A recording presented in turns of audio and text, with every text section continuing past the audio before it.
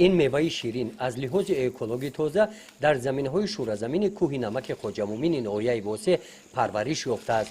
همگی 7 سال پیش در ناحیه واسه کسی باور نمیکرد که در این شورزمین باغ بنیاد میگردد. میگفتند که اینجا درخت سبز نمیشود. سفر یاقسوچیف در این باغ باغبان است. او یکی از آباد کنندگان این باغ میباشد. همین شورزمین همون سالهای پیش جای سویا نمیافتیم که دم بگیریم. اوج شکر خدا که نه آبادش کردیم. نمیشه توی هم درخت‌ها دم میگیرن آدمو.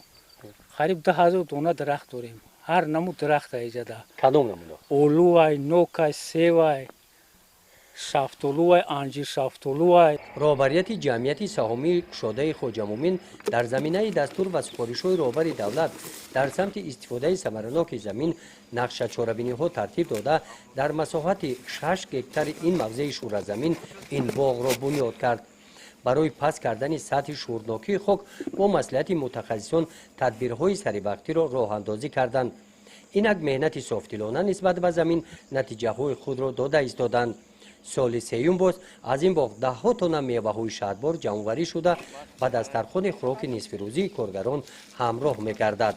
این شفتالو میپزه، سلیوه میپزه، نوگ میپزه، سیب داریم ایجاده، شفتالو محلی داریم، انجیر شفتالو و همه نمودی شفتالو هستند. این زمین‌ها از آب دریای پنج آبیاری می‌گردند. از آب شیرین و خنک پنج استفاده نموده باغکاران زمین‌های بین قطاره‌های باغ را هم خالی نماندند. برای ذخیره خوراک چاروا بده‌های آمیخته کاریدند.